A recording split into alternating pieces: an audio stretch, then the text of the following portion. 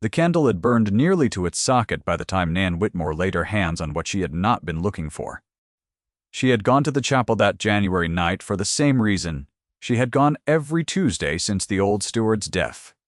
She went to clear the pew cushions of damp, to set a fresh taper in the iron stand, to do the small maintenance that no one else in Ashford Hall had thought to assign to themselves.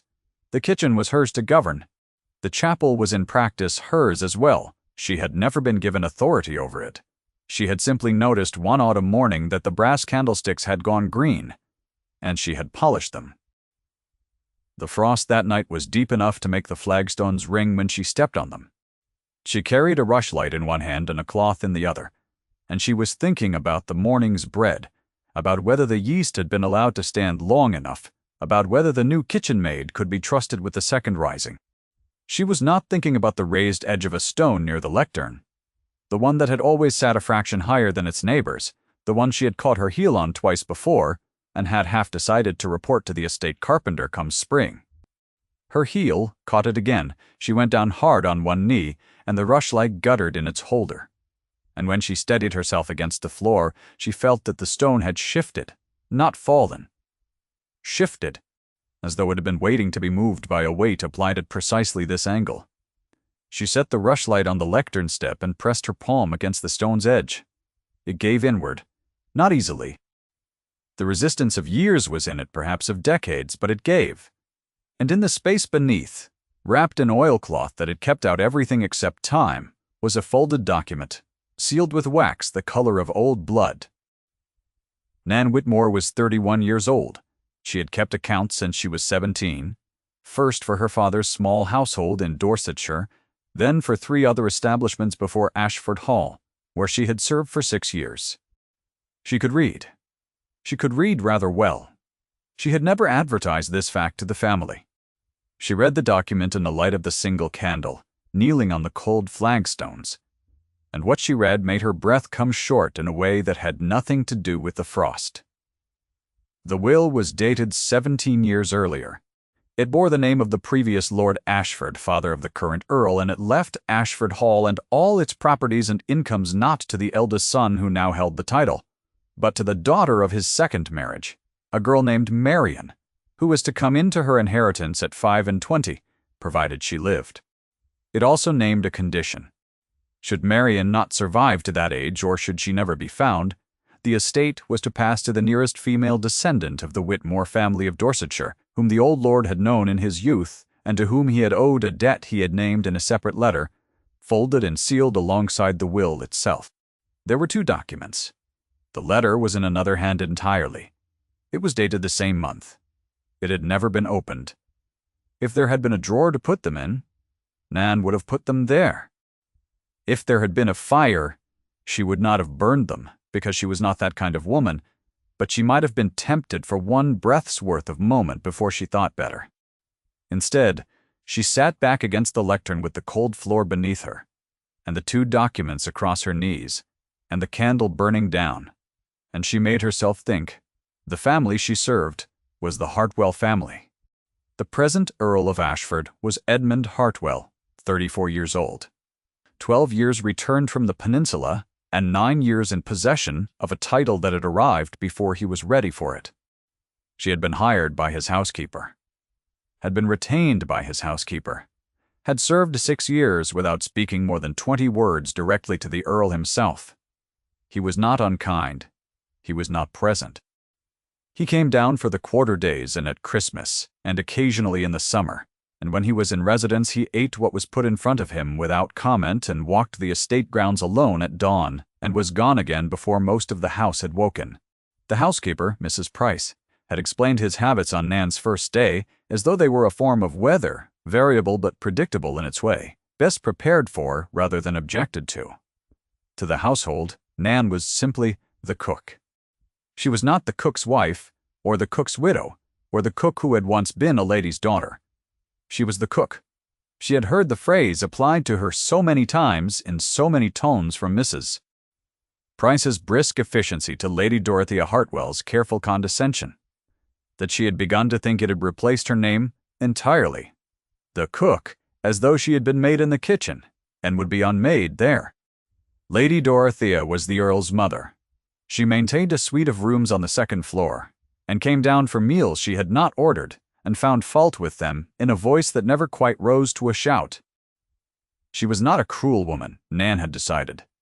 She was a woman who had spent her entire life knowing exactly where everything in her world belonged, and who had never been asked to reconsider a single placement.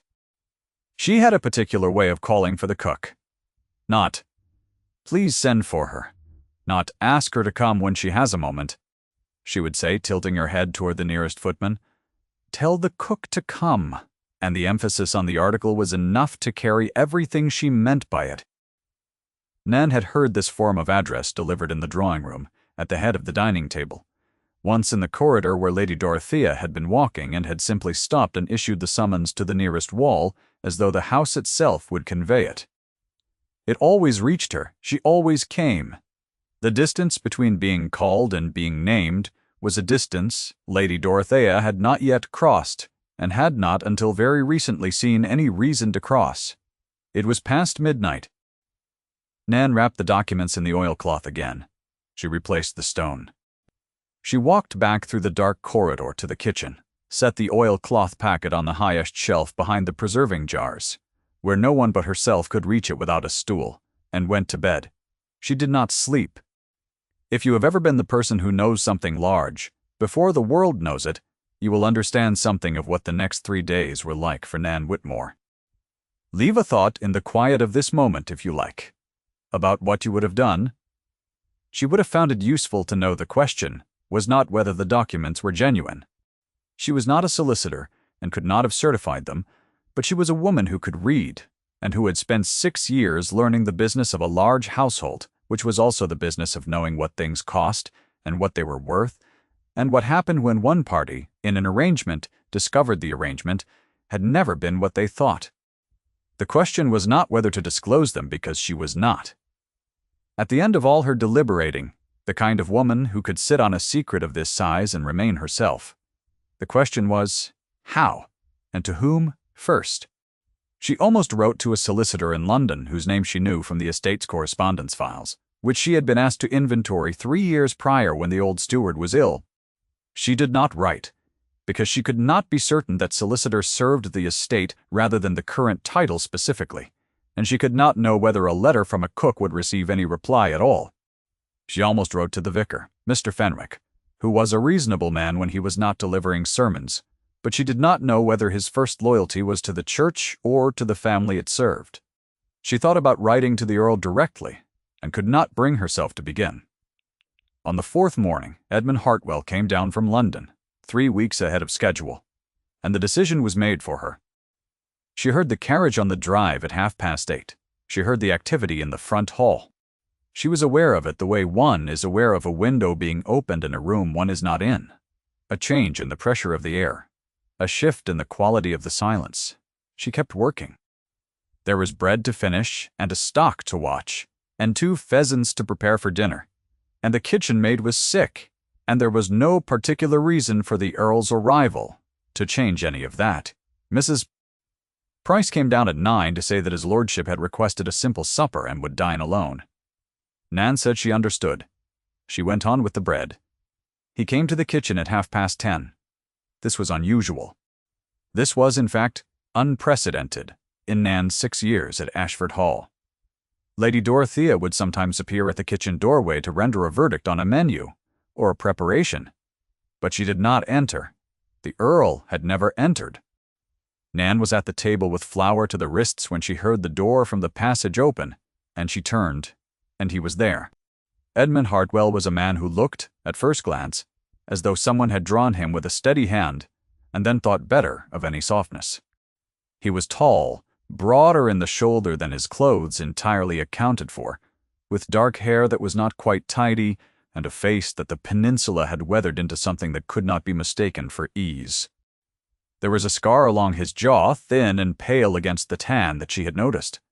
In her first week, because she noticed everything in the spaces she was responsible for. His eyes were gray, and at the moment directed at the bread she was kneading. "I did not mean to interrupt," he said. His voice was low, the words level. "You have not," she said. "My lord, A pause. He looked at the kitchen in a way that suggested he was seeing it, rather than dismissing it, which she had not expected. "I came to ask," he said, and then stopped. Another pause, the kind that had something beneath it. "There is something I need to say, and I have decided that I had rather say it here in private than in the drawing room where my mother will find us within 4 minutes of my arrival. Will you hear me?" Nan set down the bread. She wiped her hands on her apron. "Yes, my lord." He did not move further into the kitchen. He stood in the doorway with one hand against the frame, which she had the impression was not habitual, but was tonight deliberate, as though he was marking the boundary he did not intend to cross without her consent. "I have had a letter," he said, "from a solicitor in Lincolnshire, a man named Ferrars, who says that he holds documents pertaining to my father's second will, and that there is a party at Ashford Hall who may be affected." He was oblique. He did not name the party. I had not, until tonight, understood what that meant. He looked at her directly. "Do you have something to tell me?" The world had a way, Nan had observed, of converging before you were ready for it. "Yes," she said. "My lord, I do." She brought the packet down from behind the preserving jars, and she set it on the kitchen table, and she watched his hands as he unwrapped it, careful and unhurried, the hands of a man who had learned not to move quickly toward things he did not yet understand. He read in silence. He read the will first, and then the letter, and then he read the letter again. When he looked up, his face had not done what she had feared it would do, which was close. "You have read these," he said. "Yes. I found them under the chapel floor 4 days ago. I have been trying to determine what to do." He set the documents down. His jaw was tight. Not with anger at her, she thought, but with something underneath anger. Something that had been there before she had entered into any of this. "You are from Dorsetshire," he said. It was not a question. "My father was Thomas Whitmore of Brentley, my lord. He died when I was 17. And you knew nothing of this?" "No." "Nothing." He was quiet for a long moment. Then he said, "You could have destroyed them. No one would have known." "You did not." "No." He looked at her then, not the way a man looks at a servant, and not, entirely, the way a man looks at a stranger. It was a look she could not quite name, the kind of look that requires something to have been witnessed before it can exist. That night, sitting with the documents, she felt the first whisper of something she had trained herself not to feel, which was the sense that someone in the room was seeing her. By morning, Mrs. Price had been informed that Mr. Ferrars was expected from Lincolnshire within the week, and that Nan Whitmore was to be given every courtesy due to a guest of the house, until the legal situation was resolved. Mrs.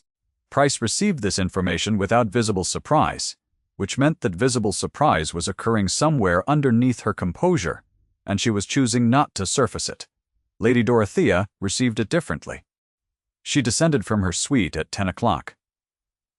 2 days after the solicitor's letter had been discussed at the kitchen table, and she found Nan in the morning room with a cup of tea, because Edmund had asked her to take her meals above stairs until Mr. Brumman. Ferrars arrived, and she had complied with this instruction in the spirit of practical necessity, rather than anything else. Lady Dorothea stood in the doorway of the morning room and looked at her. "The cook," she said, in the tone she kept for absurdities, "is in the morning room." Nan set down her cup. "Good morning, my lady.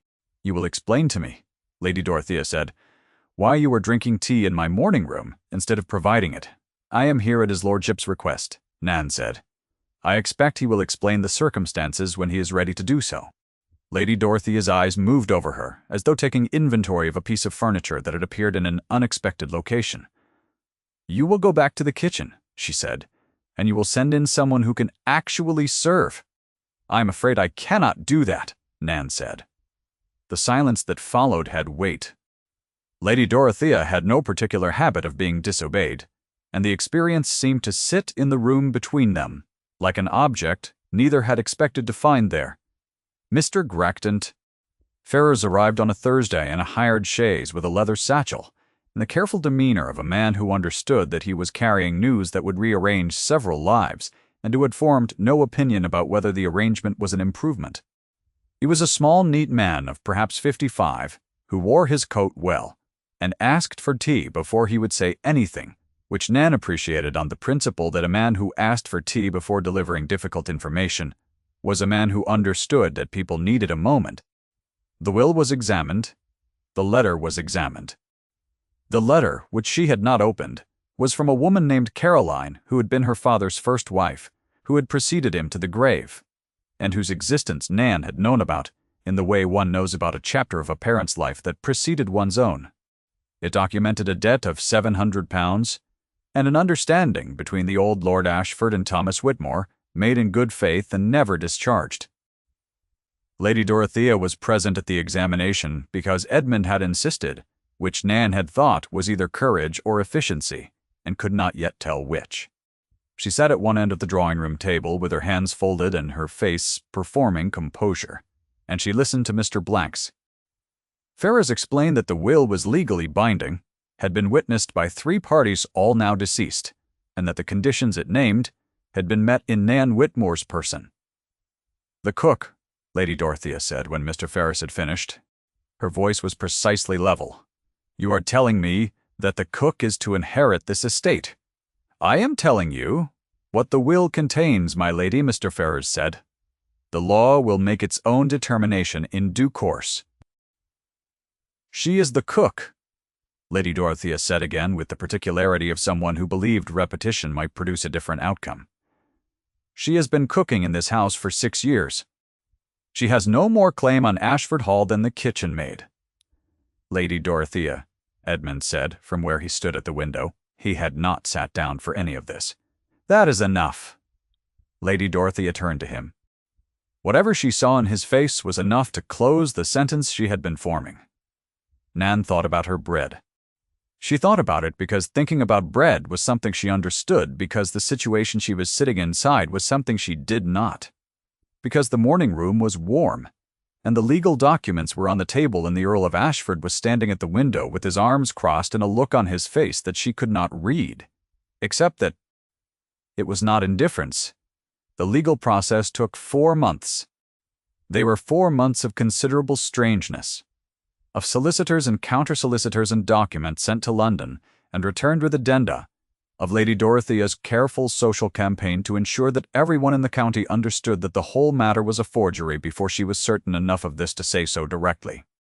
Of the kitchen maid being given the responsibility of the kitchen while Nan occupied a position that had no precedent in the household's history. She was not the lady of the house. She was not the cook. She was something for which no one had a proper title, which was a woman who might become the lady of the house or might not, depending on the outcome of a legal process being conducted in London by men she had never met. Edmund was at Ashford Hall for most of those 4 months. This was unusual. She had the impression that he had arranged his affairs to be unusual in this particular way, though he did not say so, and she did not ask. They walked together several times. On the estate grounds in the mornings, when the frost was still on the grass and no one else was up. This had begun for practical reasons. She had known the grounds and the tenants and the state of the various outbuildings far better than he did, because he had been absent and she had been present, and there were things he needed to know before Mr. Ferrars' next visit. They had walked together to examine the state of the east fence and the condition of the mill pond, and she had told him what she knew, and he had listened with the focused attention of a man who had learned in the peninsula that the person who knew a terrain was the person worth listening to, regardless of their rank. She told him about the East Fields drainage problem. She told him about the tenant in the south cottage whose chimney she had been meaning to report for 3 months. She told him about the kitchen garden's eastern wall which had subsided and was letting in the rabbits. He took out a pocket notebook and wrote things down. She had not expected the notebook. On a morning in the 3rd week, she told him about her father. Not the legal portion of it, the debt and the understanding and the document in the chapel, but the other portion, the part where Thomas Whitmore had been a man who read every book he could find and who had taught her to do accounts at the kitchen table of their small Dorsetshire house, because he said there was no particular reason a woman should be. Helpless with numbers, and who had died of a fever in the winter of her 17th year, and left her with no portion and no prospects, and a precise working knowledge of how to keep a household functioning, which had turned out to be the most transferable skill she possessed. Edmund listened. He was good at listening. He had the quality, she noticed, of not trying to fill silences with his own thoughts, which was rarer than it ought to have been. She did not tell him about the other thing she noticed when he was near, which was that her breath was not quite as even as it ought to have been, given that she was walking at a moderate pace over flat ground. She did not mention the way her hands had steadied themselves against each other when he had stood close enough to point out something in the far field. She did not remark on the fact that she had spent a portion of too many evenings rehearsing a sentence she had no occasion to say and no reason to have formed. The wound in him was not hidden exactly. It was present in the way of something that had been present long enough to stop being mentioned. She learned of it, not from him, but from the old groom. Toombs, who had been at Ashford Hall for 30 years, and who offered information freely to anyone who looked as though they might use it carefully. Edmund had come home from the peninsula to find his brother's debts and his father's death, and a young woman he had been engaged to since before the war who had declined, in the course of his absence, and with considerable tact, to wait any longer. He had not blamed her. He had conducted himself with every external mark of a man who had accepted the situation. He had been at Ashford Hall less and less in the years since, which, Toombs, delivered as a fact and not as a judgment, the way one delivers facts about the weather. Nan thought about this for several days before she understood what she was doing, which was deciding how she felt about it, which was itself an indication that she had already decided something about the man that she had not yet admitted to herself. It was Lady Dorothea who named it first, which Nan would not have predicted. She came to Nan's room, the small room above the still room that had been her room for 6 years, and which had acquired some additional dignity since the legal proceedings, without actually changing at all on an evening in the 2nd month. She knocked, which she had not done before. She sat down on the single chair without being invited, which was more characteristic. She looked at Nan for a long moment, with the measuring expression of a woman who has spent many years calculating the precise value of every person she meets. "My son," she said, "is not demonstrative. You should not mistake his silence for absence." Nan had not expected the sentence from Lady Dorothea at any point in her life. She said nothing. "He has spoken of you," Lady Dorothea said, "in a way that he does not speak of most people. I want you to know that I am aware of this. I also want you to know that I am not certain how I feel about it, and that I will not pretend otherwise. What I will tell you is that I have spent 9 years watching my son be absent from his own life, and whatever you are to him, he is more present than he has been." She stood up. She smoothed her skirts. She looked at Nan one more time. "The cook," she said quietly, and this time it was not condescension. It was something more like resignation, and underneath the resignation, something almost approaching wonder. "Well, she left." Nan sat with that for a long time. The bad week came in the 3rd month.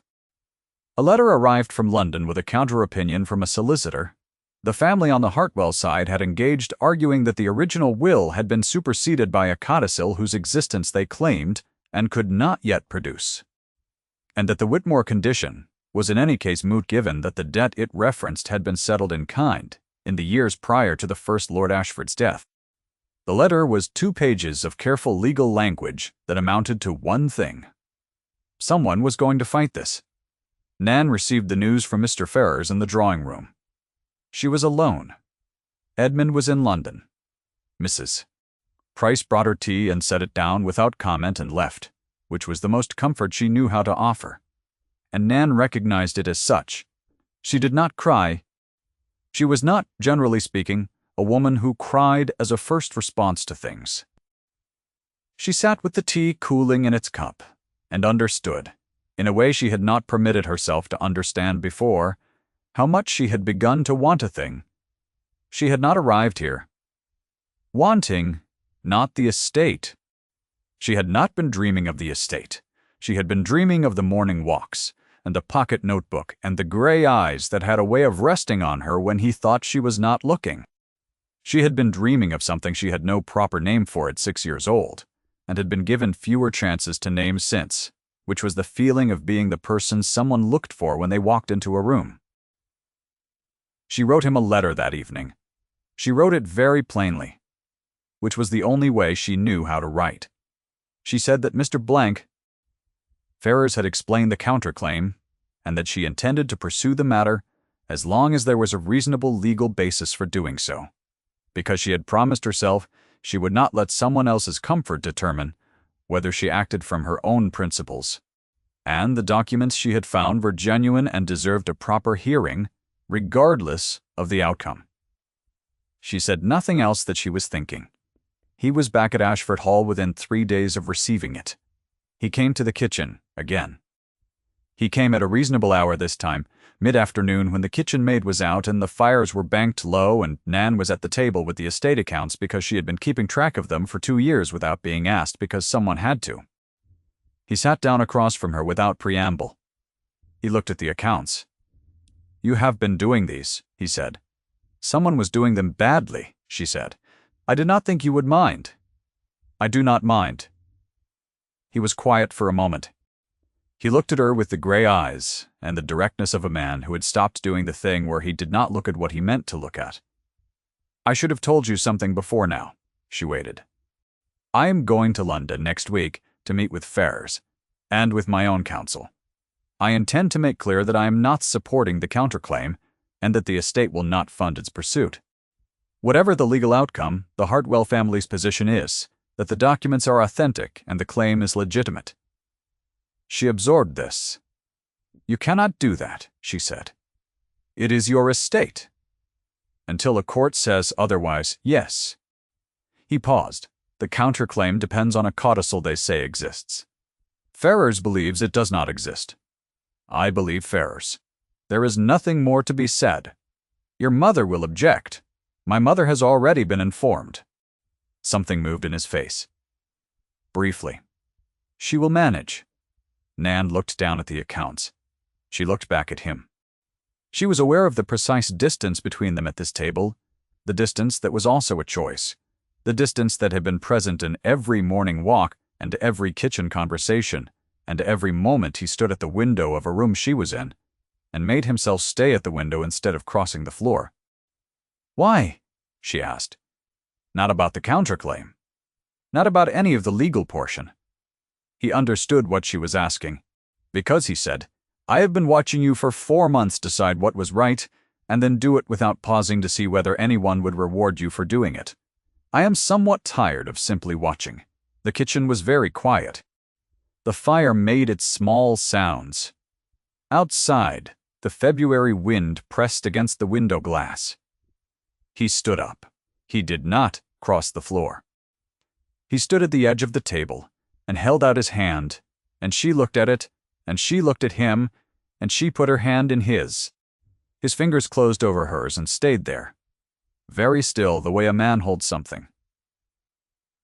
He has no intention of dropping. The case was decided in April. The solicitor's counterclaim collapsed in the manner of things built on foundations that do not exist, with a certain inevitability that looked, in retrospect, as though it should have been obvious earlier. No codicil was produced. The debt the family's counsel had claimed as settled could not be evidenced. Mr. Ferrars presented the original documents to the court with the careful dignity of a man who had always known what they were, and the court agreed with him. The hearing was not attended by anyone from the family. At Nan's request, she had asked for this privately, and Edmund had agreed, because they were by that point in the habit of reaching agreements that required very few words. The news came by letter on a Tuesday morning. Nan was in the kitchen when Mrs. Price brought it in, because she was almost always in the kitchen, because the estate's meals still needed preparing, and she was whatever else she was, in the process of becoming a woman who did not see the point of doing badly the things she could do well. She read it at the kitchen table with the flour still on her apron, then she folded it and put it in her pocket and finished what she was making. Edmund found her there at noon. He had already received a copy of his own. He looked at her for a moment across the kitchen, and what was on his face was something she had learned in 4 months of careful attention to read without difficulty. She said, "It has come out as we hoped." He said, "Yes?" She said, "I should like to keep the kitchen garden, if the question of what I do with the east wall is mine to decide." Something shifted in his expression. The thing that was almost amusement, which she had learned to recognize as a significant event. "It is," he said, "Miss Whitmore. I should prefer," she said carefully, "that you call me Nan." He crossed the kitchen then. He was not a man who moved hastily, but he crossed the kitchen in a way that made the distance very short. He stopped in front of her, and he said, with the restraint of a man who knows he is about to say something that cannot be taken back and has decided that is precisely why he will say it, "If it would be acceptable to you, I should like to call you Nan for the rest of my life." She looked up at him. The flour was still on her apron. The fire was at her back. The kitchen smelled of bread and rosemary and the particular cold February smell that still clung to his coat from the walk across the grounds. She said, "I think that would be acceptable." He put his hand against her face, and she turned into it the way something turns toward warmth when it has been cold for a long time, and he kissed her, with the careful steadiness of a man who intends to repeat himself. The season came. There were calls to be made and received, and the summer assembly, and the occasion at the assembly when Lady Dorothea stood beside Nan Whitmore and did not introduce her as the cook, and when the Honorable Mrs. Ashby pressed for an explanation of the new mistress of Ashford Hall's origins. Lady Dorothea said, with the complete composure of a woman who has decided on her position and intends to hold it, Miss Whitmore found certain important documents in the chapel, which makes her the proper heir to the estate. Edmund is to marry her in the autumn. I recommend the seed cake. Mrs. Ashby looked at Lady Dorothea. Lady Dorothea looked back. Neither of them blinked. Nan, who had been standing 2 feet away and had heard every word, had the very brief impulse to say something, and then decided that Lady Dorothea had handled it perfectly and did not require her assistance. Edmund, who was across the room and had not heard the exchange, looked up at that moment and found her, the way he had a habit of finding her in rooms without appearing to search. Something passed between them, across the crowded assembly room, across the noise and the candlelight and all the people who had not yet sorted out what they thought of her. She raised her chin a fraction of an inch.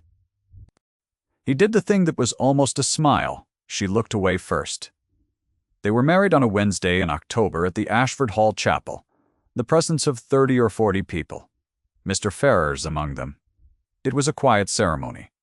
Nan wore cream-colored silk that she had helped to choose, which had felt like an enormous luxury, and also like a thing she had earned and therefore could accept without apology. The east wall of the kitchen garden was rebuilt in November.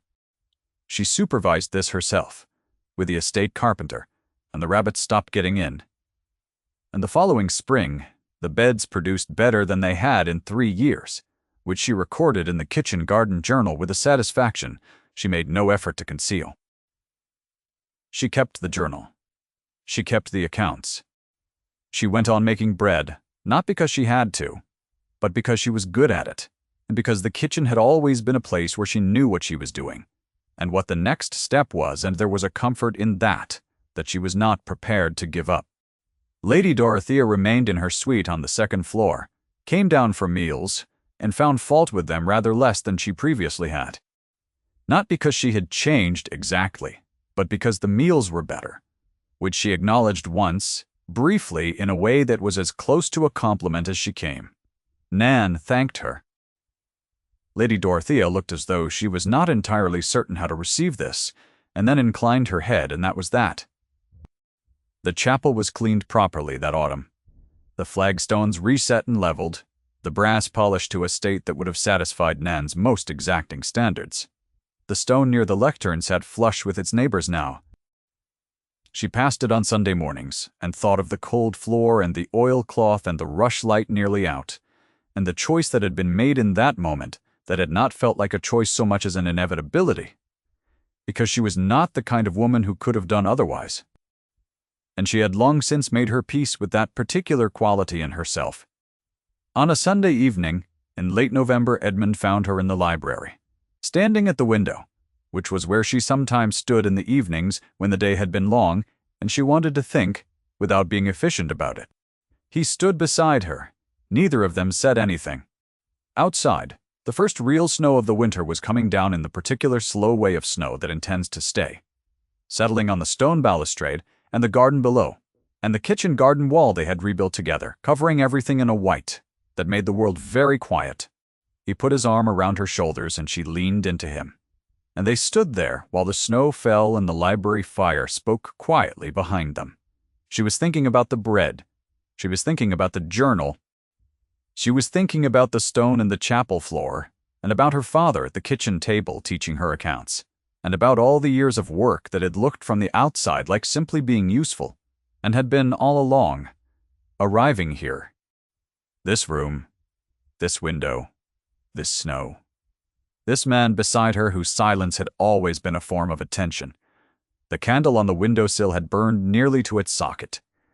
She reached out and cupped her hand behind the flame, and it held,